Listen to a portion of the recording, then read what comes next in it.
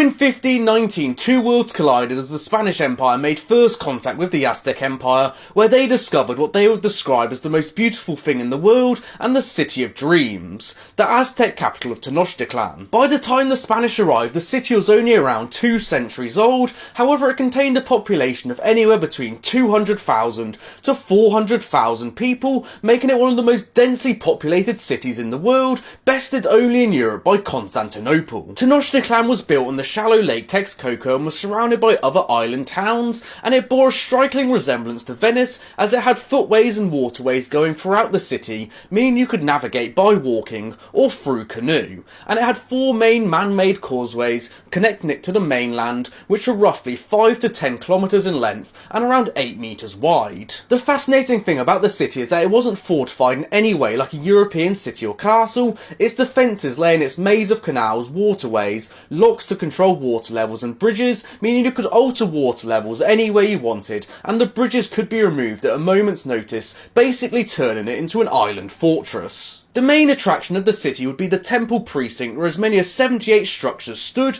with the most magnificent one being the Templo Maya, which was a flat-top pyramid with 2 shrines atop it dedicated to the war god, Huitzilopochtli, and the god of rain, Tlaloc, and apologies for my Aztec there, and this stood 60 meters above the city, dominating the city's skyline, and this is where all the festivals would have taken place, as well as all the human sacrifices atop this pyramid to please both of these gods. One of the greatest feats of engineering for the city was the levee of Nezahualcóyotl, and apologies for my Aztec again, which was basically a primitive dam built in 1453 and was 16 kilometers long and kept the fresh water of Lake Mexico, where Tenochtitlan was stationed, out of the salt water of the basin of Lake Texcoco, and it also provided flooding control, because when the basin overflowed, it didn't flood the city. The Aztecs were latecomers to the Valley of Mexico, being one of the last, if not the last, of many nomadic tribes who have migrated down from the north, and as they were violently driven away from many other settlement spots, they finally found a home on an island in the lake, which virtually no one else wanted because of the farming conditions, and that was in 1325. The location was apparently a fulfillment of an ancient prophecy which stated